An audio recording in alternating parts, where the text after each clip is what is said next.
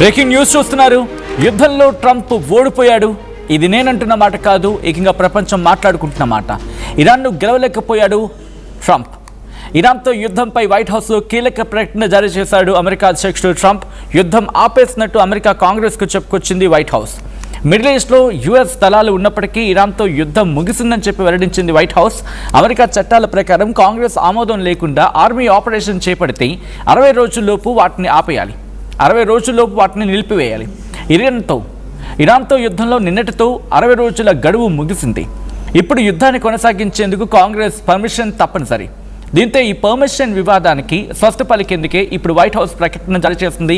ఇరాన్తో cease fire జరిగింది, యుద్ధం ముగిసింది, 60 రోజుల నిబంధన వర్తించదంటూ ట్రంప్ ప్రభుత్వం చెప్పుకొచ్చింది. మిడిల్ ఈస్ట్లో ఉద్రిక్తతలపై ట్రంప్ భిన్న ప్రకటనలు అందరినీ కంగారు గురి చేస్తున్నాయి. ఇరాన్తో గొడవలు ముగిశాయంటూనే యుద్ధం కొనసాగింపుపై అధికారాలు కాపాడుకునే ప్రయత్నం జరుగుతోంది అనేది ఇక్కడ వినిపించే మాట. దానికి సంబంధించిన బిగ్ బ్రేకింగ్ న్యూస్ చూస్తున్నారు.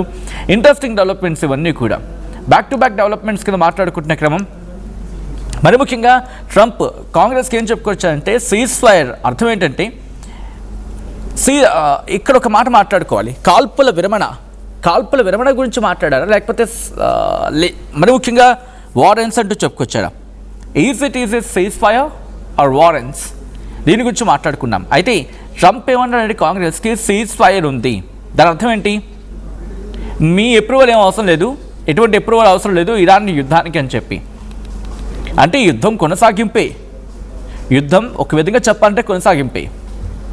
అట్ ద సేమ్ టైం యుద్ధం ట్రంప్ భాషలో చెప్పాలంటే ఆగినట్టే. అంటే అంటారు కదా, కర్ర విరగలేదు ఇంకేదో జరగలేదని చెప్పి, అలా మాట. I'm sorry. ఇరాన్తో యుద్ధం ముగిసిందని చెప్పి వైట్ హౌస్ కీలక ప్రకటన జారీ చేసింది. ఇరాన్తో యుద్ధం ఆపేసినట్లు అమెరికా కాంగ్రెస్కు చెప్పింది. వార్ పవర్స్ యాక్ట్ ప్రకారం ఏదైనా యుద్ధం ప్రారంభించినా, లేకపోతే ఆ యాక్ట్ ప్రకారం యుద్ధం ప్రారంభమైన 60 రోజులలోపు, అంటే వార్ పవర్స్ యాక్ట్ ప్రకారం విధించిన 60 రోజుల గడువు ముగియడంతో ఈ ప్రకటన జారీ చేస్తుంది. దీంతో ఇప్పుడు క్లారిటీ ఇచ్చుకోవాల్సి వచ్చింది. అండ్ ఇప్పుడు దీన్ని ట్రంప్ కట్టుబడి ఉంటాడా? ఇక్కడ ఒక పాయింట్ని మెన్షన్ చేసే ప్రయత్నం చేస్తా. ఇరాన్ని ఎలాగా ఎదుర్కోలేరు, అంటే ఇరాన్తో యుద్ధం కంటిన్యూ అవ్వడం మాత్రం ఇక్కడ డ్యామ్ ష్యూర్గా కనిపిస్తూ ఉంది. బట్ ఇప్పుడు ఈ యుద్ధం కొనసాగిస్తే కనుక కాంగ్రెస్ నుంచి, అంటే చట్టాన్ని ఉల్లంఘించాలని చెప్పి ట్రంప్ మీద ఆ మరక పడుతుంది. కాబట్టి ఆ మరక నుంచి తప్పించుకునేందుకు కాల్పుల విరమణ ఉంది, అంటే యుద్ధం జరగట్లేదు అలా అని చెప్పి యుద్ధం ముగిసిందని కాదు, కాల్పుల విరమణ ఉంది కాబట్టి దీన్ని బూచుగా చూపించే ప్రయత్నం చేస్తున్నాడు. ఇక్కడ ఒక 2 పాయింట్లు మాట్లాడుకోవాలి. ఇప్పుడు ఈ పాయింట్ని డైవర్ట్ చేసే ప్రయత్నం కూడా జరుగుతోంది. ఎట్లా? ఇన్ఫ్యాక్ట్ మార్నింగ్ మనం చూసాం, ట్రంప్ మాట్లాడుతూ క్యూబా మీద యుద్ధానికి వెళ్ళిపోతుందని చెప్పుకొచ్చాడు. ఇంకొక మాట కూడా అన్నాడు, ఇరాన్ నుంచి తమ సైన్యం వెనక్కి వస్తుంది, వెనక్కి వచ్చే దారిలో క్యూబా సంగతి చూసుకొస్తుందని చెప్పి. What does it mean? అంతే కదా, వాట్ డస్ ఇట్ మీన్? యుద్ధం అయితే ముగిసింది, బట్ ఆ ముగిసింది అనే పదం మాత్రం వాడడు. రిటర్న్ వస్తుంది, వచ్చినప్పుడు క్యూబా పనిచేసేసుకుంటుందని చెప్పుకొచ్చాడు. That shows what's Trump intention is clearly and purely. ఇక్కడ మాట్లాడుకోవాల్సిన సందర్భం, అబ్రహం లింకన్ని తీసుకొచ్చేస్తున్నాడు. అబ్రహం లింకన్ రిటర్న్ వస్తున్నప్పుడు తన పనిని చూసుకొస్తుంది, క్యూబా సంగతి చూసుకొస్తుందని చెప్పి. అరేబియా సముద్రంలో మోహరించింది అబ్రహం లింకన్ కదా ఇరాన్ మీదకి. గత కొన్ని నెలలుగా అక్కడే ఉంది కదా.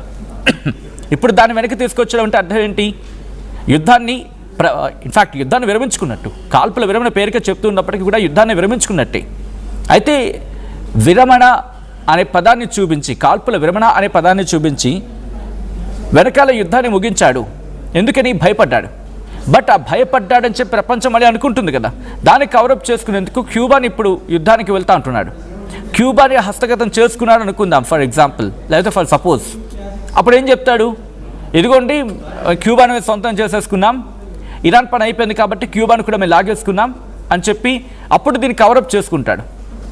అప్పుడు ఇంటర్నేషనల్ మీడియా అంతా క్యూబా వైపు వెళ్ళిపోతుంది కదా. సో నేషనల్ మీడియా కావచ్చు, ఇంటర్నేషనల్ మీడియా కావచ్చు, ఫోకస్ అంతా క్యూబా వైపు టర్న్ అవుట్ అయిపోతుంది. అండ్ క్యూబాను హస్తగతం చేసుకోవడం పెద్దగా టైం పట్టకపోవచ్చేమో, ఎందుకంటే వెంచులాని హస్తగతం చేసుకున్నప్పుడు క్యూబా పెద్ద టార్గెటా? అక్కడే తక్కువ అంచనా వేయడానికి వీలేదు. ఇరాన్ కూడా ఇలా తక్కువ అంచనా వేసే దెబ్బతింది.